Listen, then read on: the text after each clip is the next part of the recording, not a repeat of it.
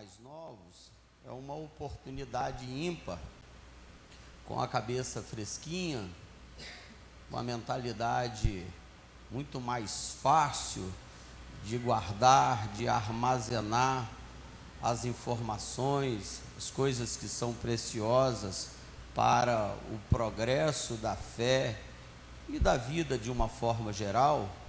Certamente é uma oportunidade que não pode ser desperdiçada. Mas ao visualizar a história desta menina que nós acabamos de ler, nos ajuda ou nos ajudará a compreender melhor sobre a crença desta menina. Eu vou fazer aqui apenas um pequeno resumo, porque tenho falado isso aqui algumas vezes com a Igreja do Senhor, e eu espero não ser repetitivo, mas para quem tem guardado isso, eu acho que isso é muito válido. Quando eu sempre faço uma exposição sobre a questão da nossa vida de crença, e eu exemplifico sempre para facilitar o entendimento dos irmãos, que nós, irmãos, temos mãos, temos pés, e aquilo que nós fazemos com as nossas mãos e com os nossos pés, nós chamamos isso de conduta, de ações, de comportamentos. E toda a nossa conduta, nossas ações, nossos comportamentos, eles são gerados do nosso caráter. Porque é o caráter que faz com que produza boas ações ou más ações. É do caráter que advém o comportamento, que advém as nossas relações, as nossas ações. E aí a gente faria uma pergunta: da onde então vem o nosso caráter? Tenho explicado isso aqui algumas vezes, e eu disse para a igreja que o caráter, ele vem da nossa crença. Aquilo que nós cremos, nós somos, caráter, e aquilo que nós somos, nós fazemos, conduta. E se a gente puder colocar isso em ordem, seria crença, caráter e conduta. Não propriamente conduta, caráter e crença.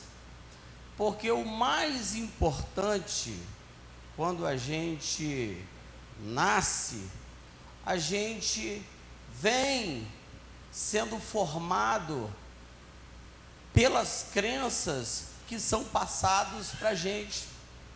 E esta crença vai gerar um caráter em nós. E do caráter advém a conduta. Então, aquilo que você recebe de informações, aquilo que você recebe de formação, normalmente a gente tem um adágio, um provérbio muito conhecido por todos nós: a casa dos pais é a escola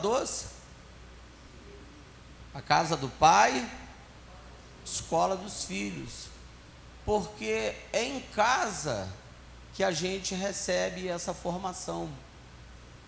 Na igreja, ela também coopera com a nossa formação.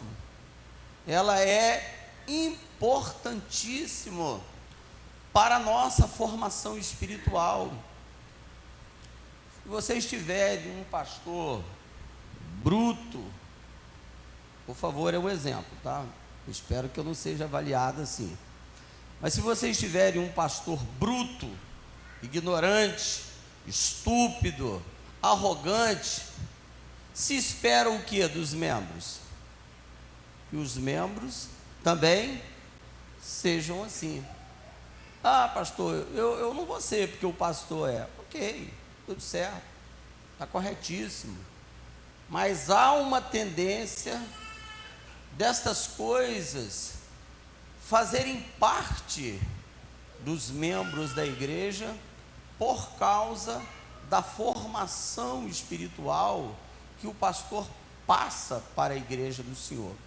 É por isso que o pastor, ele não pode ser neófito, ele não pode ser principiante, ele precisa ter maturidade de vida espiritual, ele precisa ter solidez de vida de fé, ele precisa ter crença em Deus, ele precisa ser um santo homem de Deus que inspire a igreja do Senhor para que imite a sua fé, para que a igreja siga também na vida de fé, imitando o comportamento do pastor, ou dos seus obreiros, ou dos santos.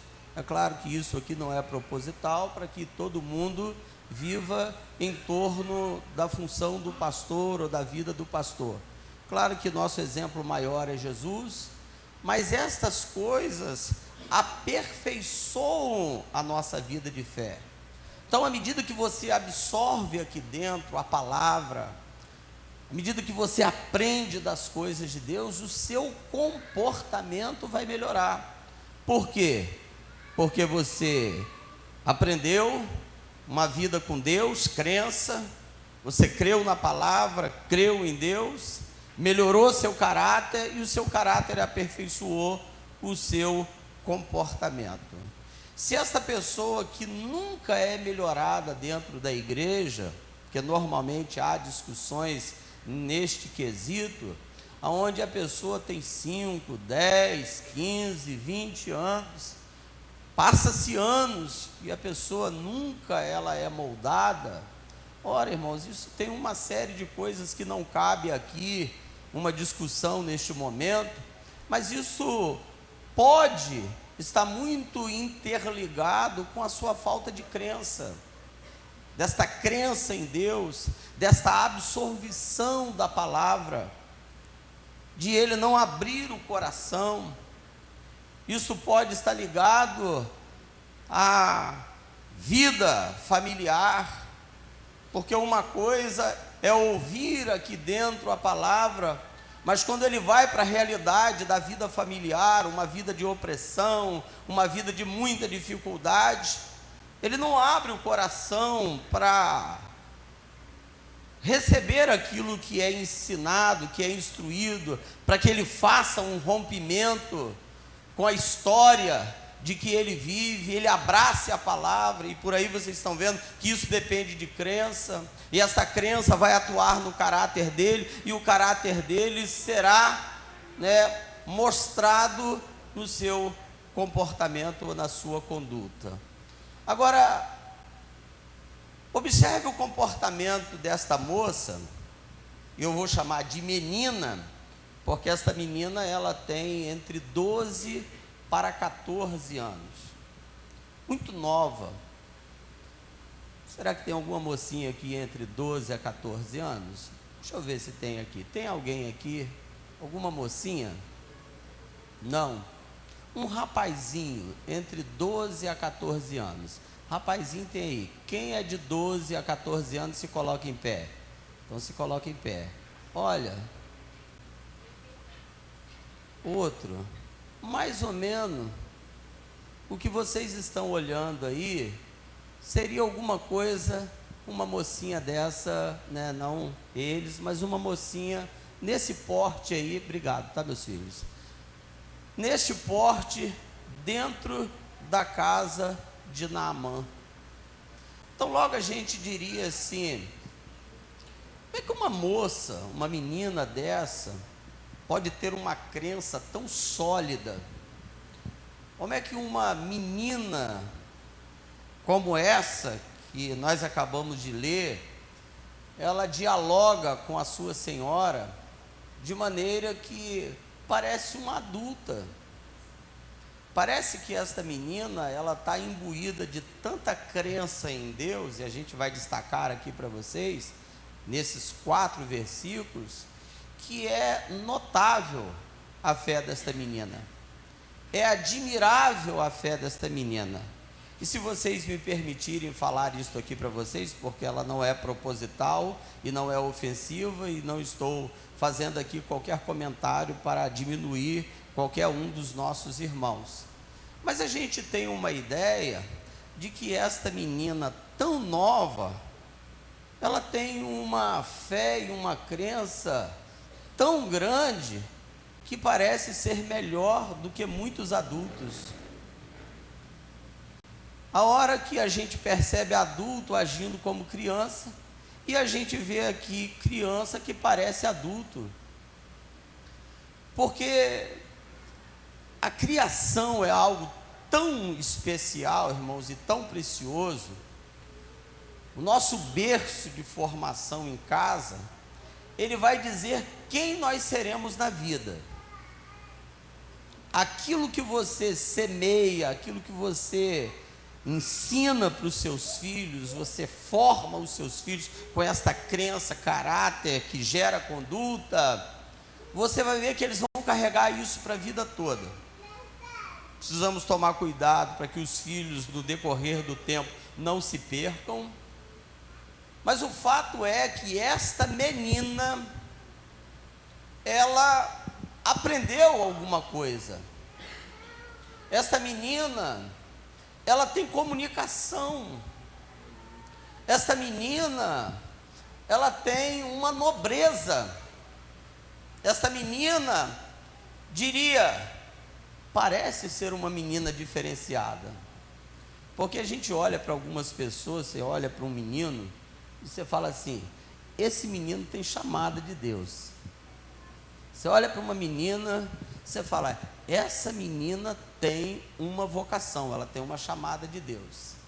E a gente precisa estar muito sensível, seja pastores, obreiros, líderes de departamento, em especial os pais, para a gente enxergar a vocação dos nossos filhos, para enxergar aquilo que está no íntimo, nas entranhas, que vez por outra os nossos filhos soltam pérolas para a gente, e quando eles soltam essas pérolas, na nossa mente fica, esse menino tem uma chamada de Deus, essa menina tem uma vocação de Deus.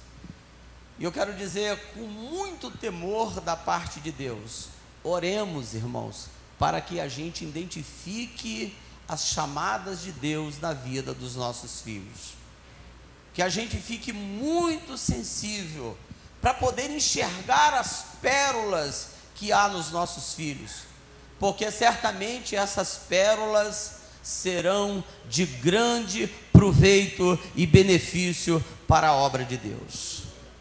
Pode ser que no momento ainda você está vendo que as coisas não estão como deveriam estar, mas paciência, que os seus filhos fazem parte de projetos de Deus. Seus filhos são alvos de Deus. Seus filhos estão na rota que Deus vai colocar eles.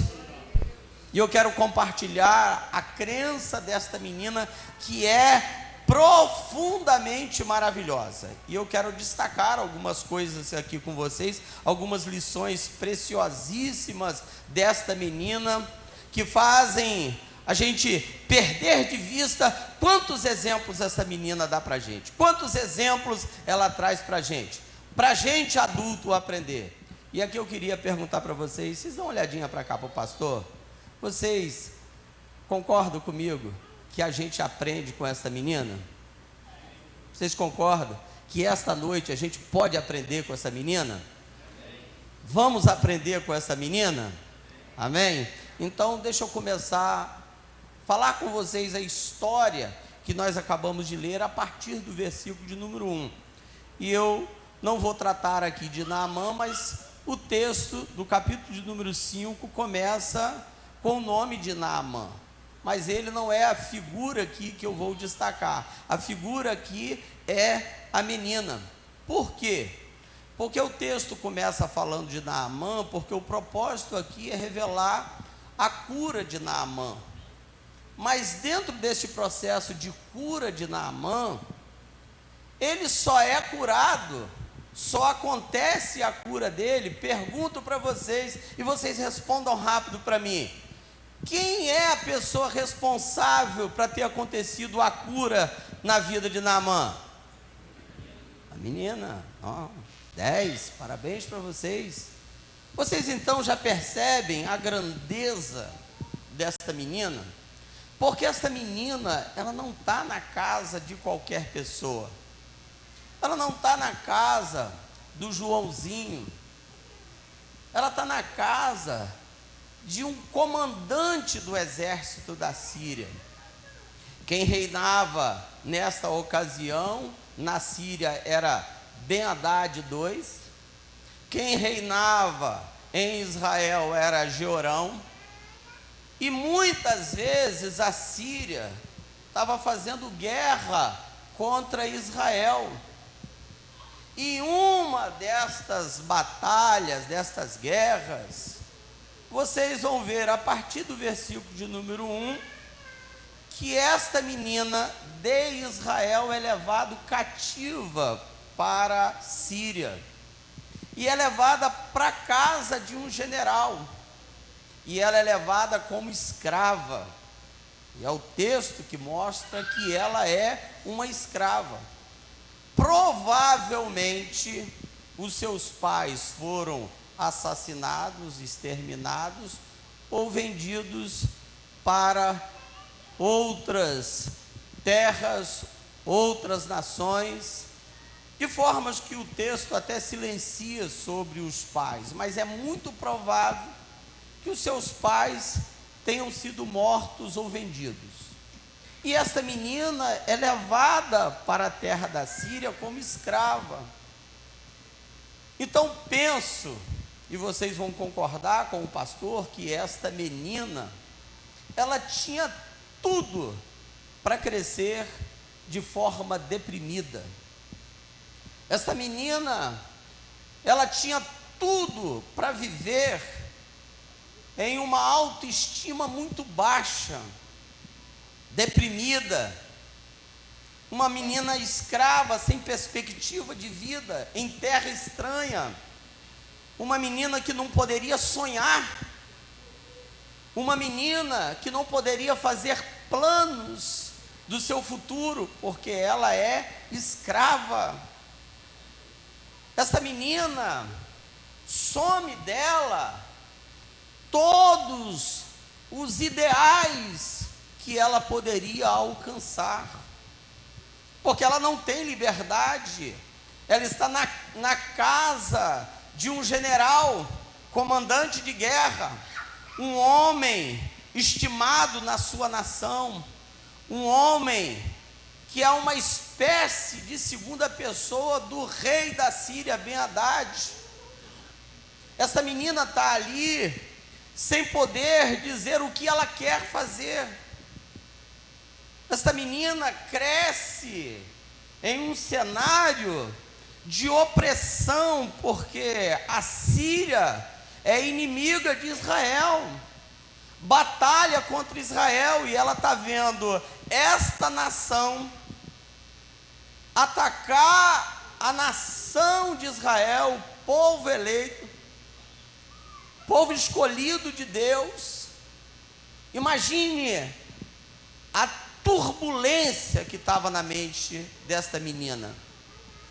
Como é que essa menina cresce com dilemas e perguntas acerca: como pode ser isso? Eu sirvo ao Deus de Israel, fui levado cativo, perco os meus pais, estou longe do convívio dos meus pais, dos meus parentes, estou longe de tudo e de todos, mas a crença é algo fantástico, irmãos. Sabendo que ela está longe de tudo e de todos, que ela está passando privações tremendas, mas na mente desta menina há uma crença no seu Deus, há uma crença no Deus de Israel, e ela não é abalada, ela não é desestruturada por causa da circunstância que ela está vivendo. E isso é maravilhoso, irmãos, porque ela não está abalada. Isto aqui eu Me lembro da fala do salmista, quando ele canta ao Senhor, dizendo: não temerei a maus rumores. E uma pessoa bem alicerçada, irmãos, ele pode estar sentindo o impacto da tempestade, o vento pode estar muito forte contra a sua vida, mas ele sabe dizer: eu sei em quem eu tenho crido. Isso é crença, isso é firmeza, isso é gente que vai passar pela provação, cantando ao Senhor e dizendo: ainda que eu andasse pelo vale da sombra da morte, eu não temeria mal algum, porque Tu estás comigo, Senhor. Então aprendamos, irmãos, a aprimorar a nossa crença como a desta moça, porque ela vai nos ensinar coisas fantásticas e maravilhosas. Então eu quero começar dizendo para vocês que essa menina, ela está na terra da Síria, mas essa menina, ela é escrava. Porém tem um detalhe: ela é escrava, irmãos, mas ela não perde a nobreza dela. Ela é escrava, mas o pensamento dela é de princesa. As ideias dela, o comportamento dela, a fala dela é muito nobre.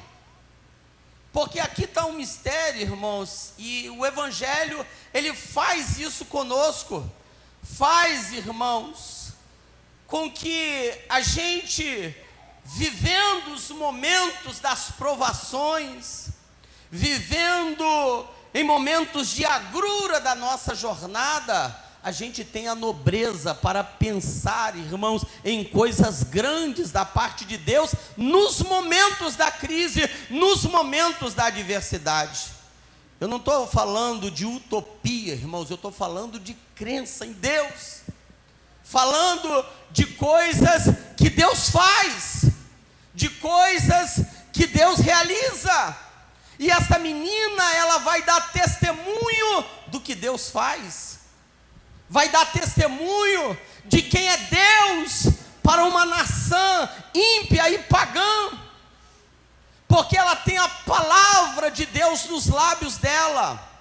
A convicção desta menina é tão grande que faz a gente, irmãos, imaginar e pensar que houve impactos tão grandes por causa desta menina, que influenciou, irmãos, 2 reinos. E olha como que isto vai em cadeias. Eu vou explicar isso para vocês. Uma menina fala para sua senhora fala para o seu esposo que é o comandante, fala para o rei comenta lá para o rei de Israel, e há uma carta que é envolvida no meio disso tudo, para que Naamã seja curado de sua lepra. Olha a importância de uma fala, olha a importância do peso da palavra, olha a importância do que você fala, do que você produz, porque o que você fala tem peso. O que você fala, irmãos, vem a realidade, porque você fala não a sua palavra, mas você profere a palavra poderosa do nosso Deus. E me permita dizer isto aqui, debaixo da autoridade do Espírito Santo: enquanto eu estou falando com você, você está sendo curado da sua enfermidade. Enquanto eu estou ensinando para você, a sua crença está sendo aperfeiçoada, melhorada. Vitórias de Deus chegarão a outros por causa do poder da palavra que entrou no seu coração e na sua mente. Porque esse é o mistério da fé. Quando a gente vai falando, a gente vai ensinando, o Senhor vai cooperando conosco. A gente vai falando e Deus vai agindo, Deus vai trabalhando, Deus vai agindo dentro da nossa casa, dentro do nosso lar, sobre as nossas circunstâncias. Agora, Olha que grandeza, irmãos. Se a gente dissesse que foi um obreiro que falou lá dentro da casa de Naamã, a gente diria assim, ele fez a obrigação dele. Ele fez o papel dele, né, pastor Evaldo? O obreiro deveria estar bem preparado para chegar lá e dar uma palavra para o chefe Naamã, o comandante Naamã. Mas aqui não é um obreiro, não é um sacerdote que entrou cativo dentro da casa de Naamã. Foi uma menina, irmãos. É assim que Deus faz. Pega os improváveis e fala: eu vou fazer coisas tremendas com os improváveis. Aqueles que a gente não espera, irmão, de repente a gente vê, olha quem está pregando, olha quem está ensinando, olha quem está liderando. É um menino, é uma menina, mas é um menino e uma menina levantada por Deus. E aí eu volto a insistir com você, pai, insista com seu filho, insista na crença dele, trabalhe na crença dele, porque você vai ver frutos aparecerem, você vai ver resultados chegarem na sua casa, e amanhã, ou seja, sentado aqui em cima, ou sentado aí, você vai ver seu filho pregando aqui, você vai ver seu filho pastoreando, você vai ver seu filho sendo instrumento de Deus. Quem quer ver seu filho como instrumento de Deus, irmãos? Você quer ver seu filho como instrumento de Deus? Me permita continuar dando uma fala para os pais aqui. O assunto é a menina, mas todos nós estamos envolvidos nisso. Não perca de vista os seus filhos, principalmente na fase da adolescência. Muito cuidado nesta hora, porque nesta hora existem muitas indagações no coração de adolescentes, existem muitas perguntas no coração de adolescentes. Claro que existe de jovens também, mas é na fase de adolescência que a gente precisa trabalhar para que esses moços, essas mocinhas, elas recebam de Deus aquilo que Deus tem reservado de projetos para eles, porque nossos filhos, irmãos, irão casar e serão instrumentos na mão de Deus, constituirão família e serão uma família abençoada para a glória de Deus. Então a gente precisa trabalhar na crença dos nossos filhos. Agora observe que esta menina, ela não tem perspectiva de casamento, é escrava. O que a gente diria de uma mocinha dessa? Escrava em terra estranha, longe do culto. As pessoas que estão envolvidas com ela são pagãs, não pode ensinar nada para ela no que diz respeito à fé. Mas essa menina já está muito bem firmada na sua vida de fé. Ela está muito bem estabelecida na sua vida de fé.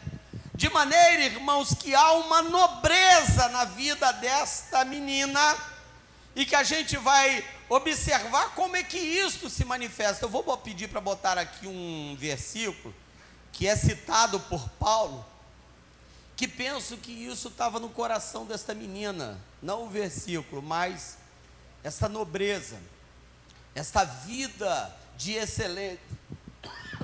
Desculpa. 2 Coríntios, capítulo de número 6, do versículo 9. 2 Coríntios, capítulo 6, versículo 9 e versículo 10. Bota aqui no Data Show, por favor.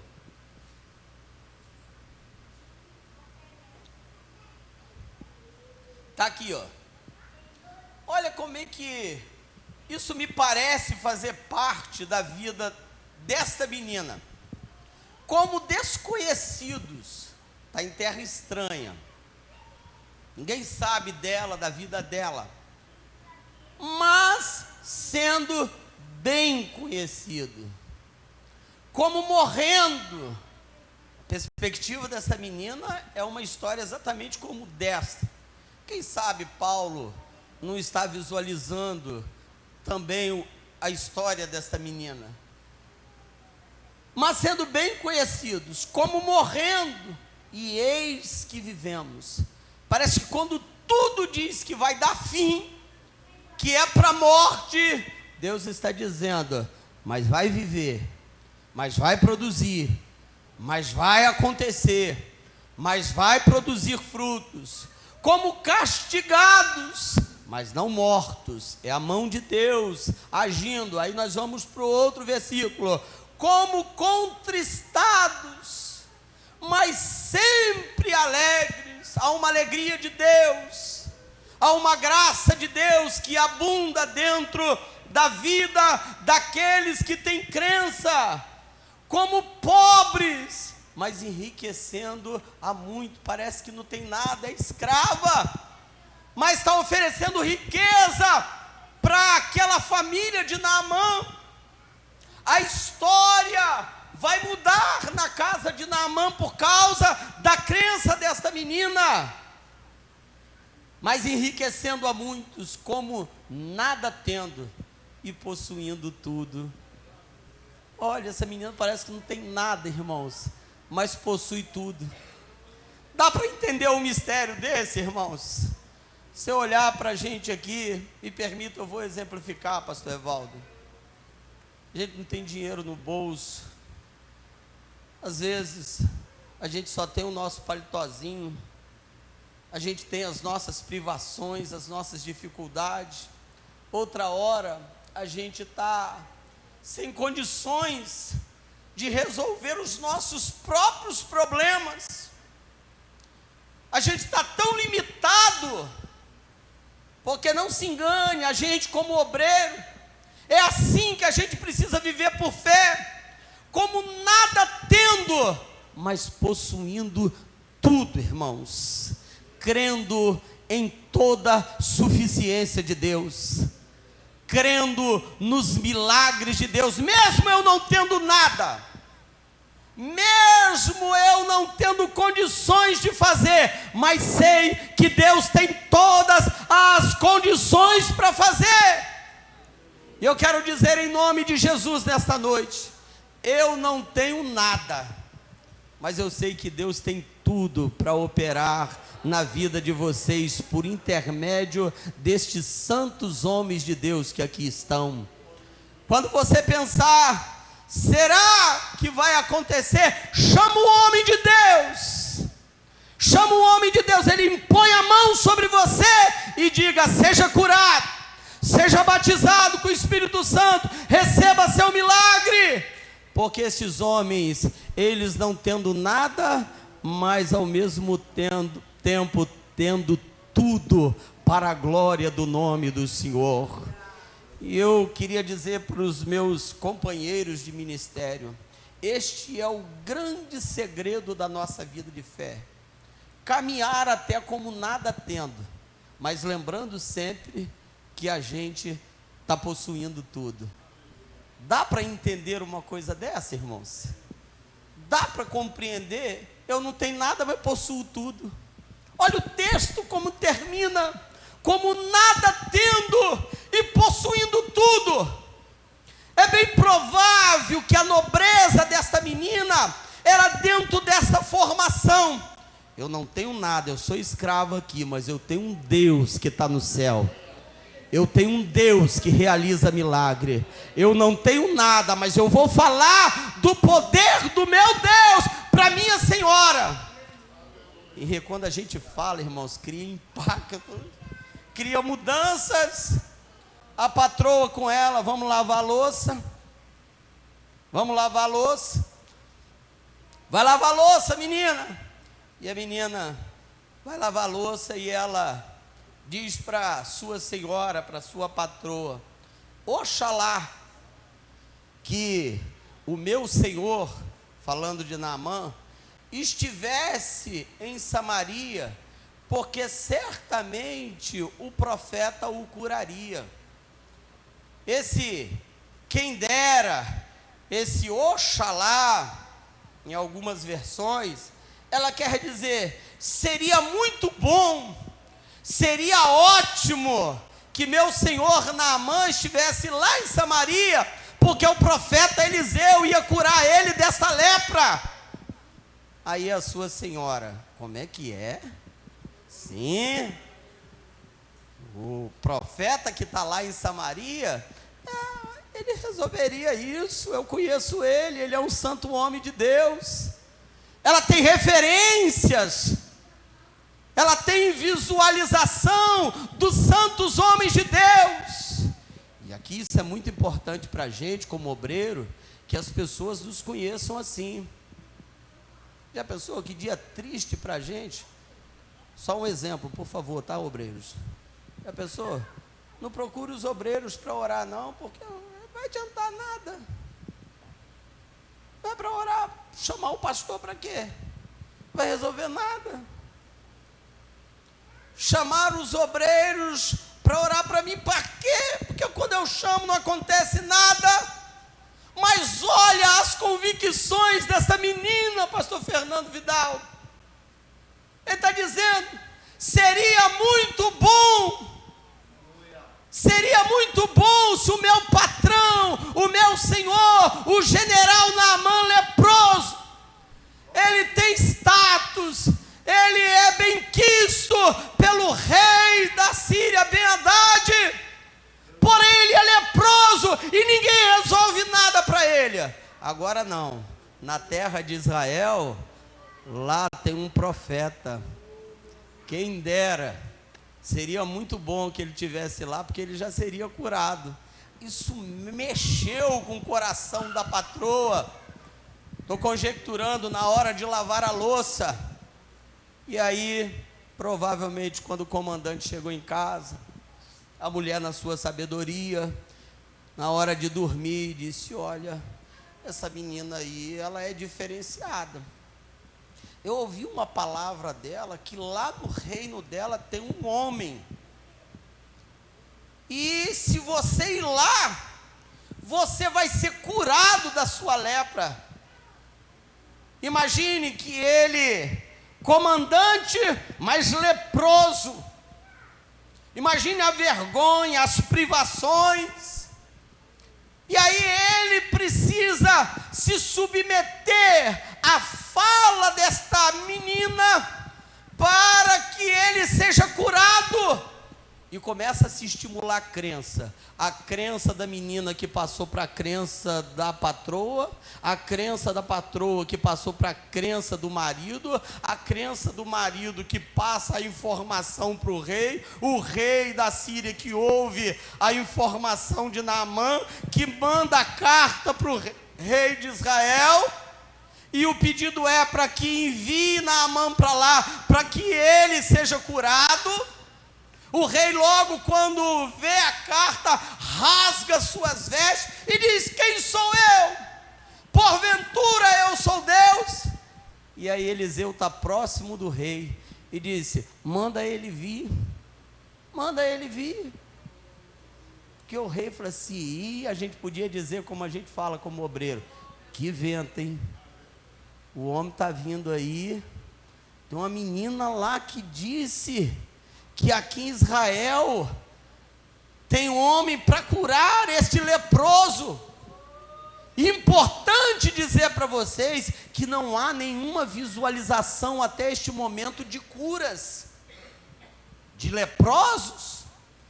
A gente não visualiza como é que essa menina está crendo, como é que essa menina sabe. Porque crença, irmãos, é coisas inexplicáveis. Se você crê de todo o teu coração, disse Jesus, seja feito conforme a tua palavra. Porque não dá para explicar, irmãos, crença. Não questione crenças.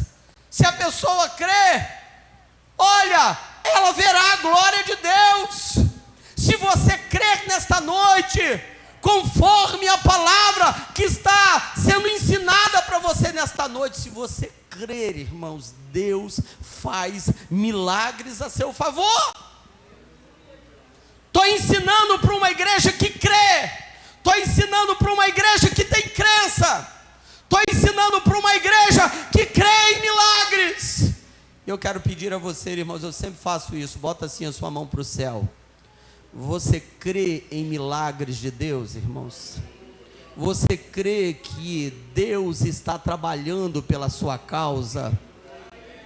Você crê que há uma operação de Deus aqui nesta noite?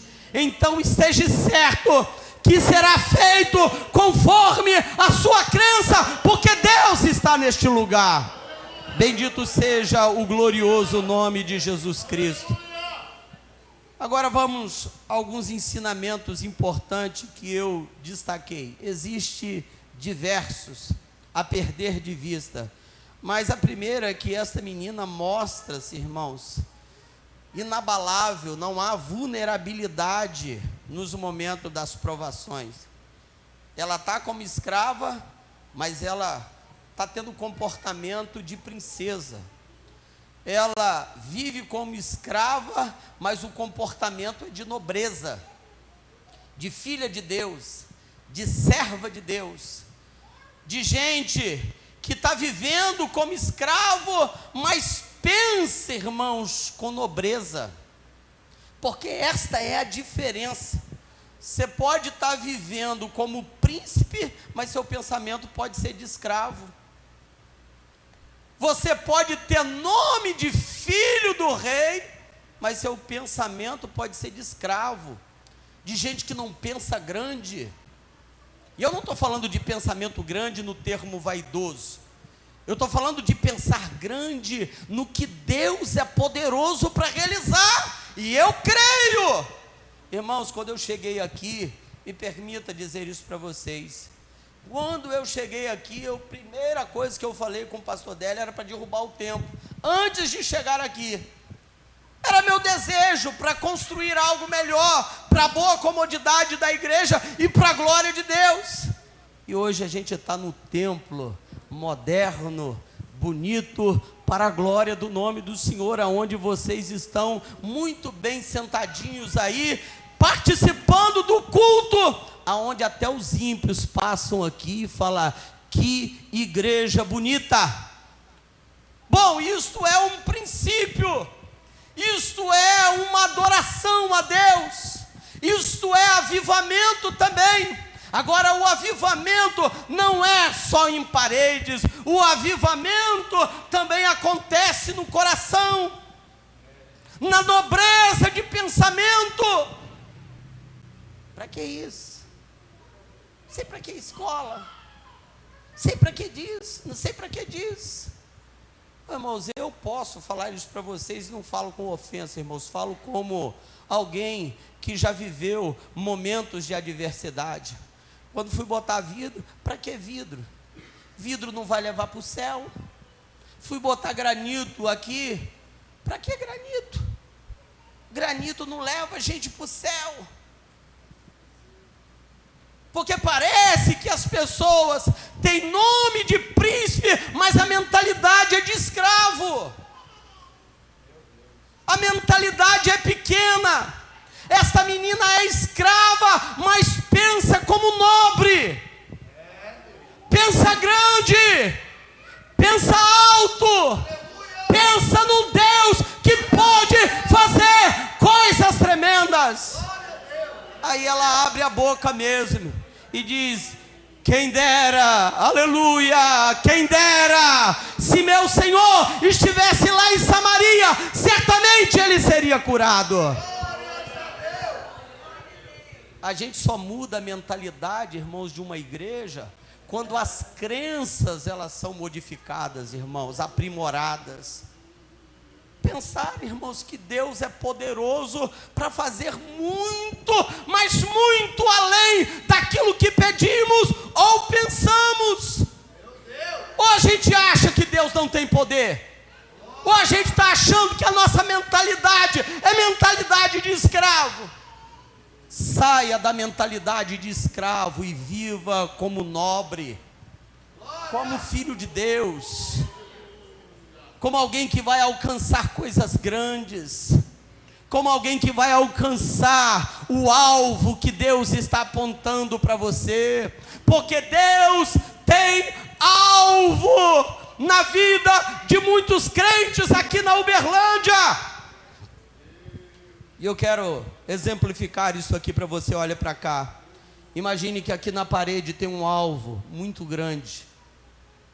E lá no centro deste alvo tem um lugar exatamente aonde é o lugar aonde precisa chegar o objetivo. Deus, irmãos, quer fazer através desta congregação, dos filhos de vocês, pegar os filhos de vocês como flechas e fazer com que eles sejam atingidos no alvo que Deus propôs para eles. E eu sei que Deus irá cumprir essas coisas aqui nesta congregação, porque eu estou falando de um Deus tremendo, de um Deus grande e maravilhoso, que faz coisas extraordinárias. E me permita dizer aqui, irmãos, isso é um conselho, tá bom? E eu estou com a autoridade de Deus para falar isso. Irmãos, aprendamos a ser receptivos à palavra, tá? Aprendamos a ouvir a palavra, porque essa menina fala para sua patroa, e a sua patroa, vou usar o termo, enlouquece. Eu preciso passar isso para o meu marido. A mulher sabe que esta menina teve peso na palavra. Imagine se essa patroa dessa menina esquece do que ela falou na hora de lavar as louças. Imagine se essa menina não dá importância. Naamã seria curado, irmãos? Aconteceria alguma coisa? Ah, Deus tem os seus métodos. O método ele está utilizando.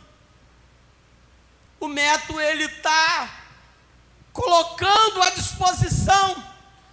Então imagine que Deus está colocando as coisas à sua disposição e você não atenta. Deus está falando e você não dá crédito. Deus está proporcionando para os seus filhos e você não envolve os seus filhos. Deus está querendo trazer a sua família para algo maior e você não dá importância. Você não dá a devida atenção.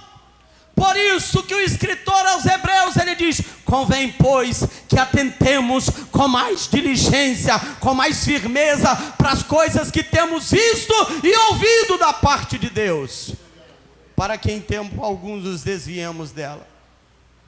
Então ouça o conselho, dê crédito, porque é possível, irmãos, que a oportunidade às vezes para uns chegue uma única vez. E se você desprezar, pode ser terrível. Irmãos, me permita dizer isso aqui com humildade e sem qualquer tipo de desabafo. Às vezes quando a gente está ensinando aqui, os obreiros conhecem bem isso aqui. A gente sabe, através de comportamentos de leitura, e sobretudo de visão da parte de Deus, de quem é que está perdido, irmãos, no culto. O sujeito está arrumando meios para querer fugir da palavra, quanto que ele deveria colocar atenção na palavra, abrir o coração, ter prazer de ouvir a palavra. Ele está querendo ir para bebedouro, beber água. O bebedouro é só o desculpa daquilo que ele está enfadado do culto. A rua lá é só o atrativo para ele não ficar aqui dentro. Aí ele bota desculpa em criança, ele bota desculpa nisso, ele bota desculpa no outro. E Deus, irmãos, quer a nossa atenção no culto. Você se voltar para a palavra, você se voltar para o que você ouve, porque a história de Naamã começa uma menina falando para sua patroa, e isso vai reproduzindo. Irmãos, eu quero falar isso aqui para vocês em nome de Jesus. o que a gente falar aqui em cima deste altar precisa reproduzir, irmãos, para a glória de Deus, coisas tremendas na sua vida. Que este altar seja um canal de Deus para a edificação da sua fé. Que neste púlpito nunca falte a palavra de Deus para alcançar a sua vida e a sua casa. Agora ouça, por favor, desde que você dê atenção, porque pode cair fogo do céu aqui, se aí você não der crédito ao que Deus fala, se você não se firmar na palavra de Deus. Olha a história lá de Paulo pregando em Atenas.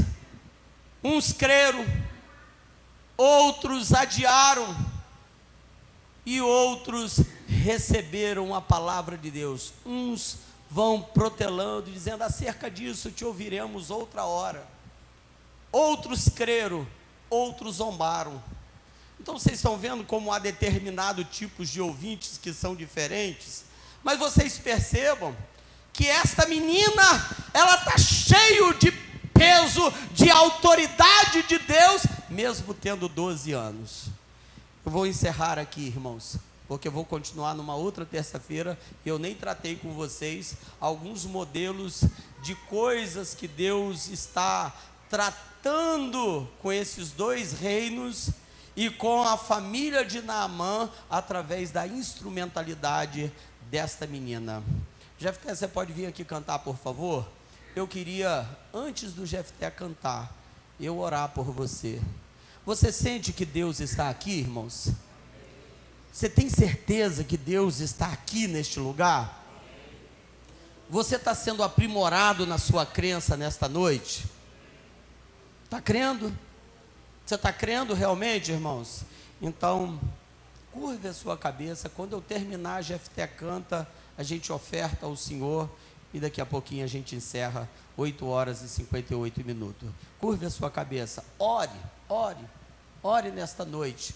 Eu quero que você receba um milagre da parte de Deus. Ó Deus da glória, quão grande são, Senhor, os teus testemunhos, quão grande são as tuas obras, inigualáveis, ó Deus.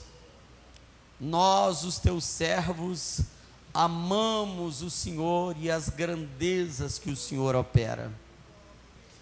Tu sabes, ó Deus, que a gente é cercado de muitas adversidades, mas não permita, Senhor, que falte crença em nós em momentos de adversidade.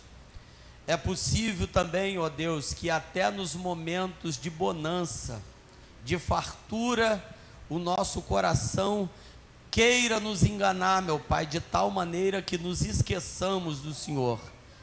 Tenhas misericórdia de nós. Esperamos no Senhor sempre, ó Deus, e queremos ter uma crença inabalável, Senhor. Ter testemunho nos nossos lábios para dizer: o Senhor fez isso. Testemunho nos nossos lábios para dizer: o Senhor está operando. Testemunho nos nossos lábios para dizer: até aqui o Senhor nos ajudou. Testemunho nos nossos lábios para contar os feitos e as maravilhas do Senhor.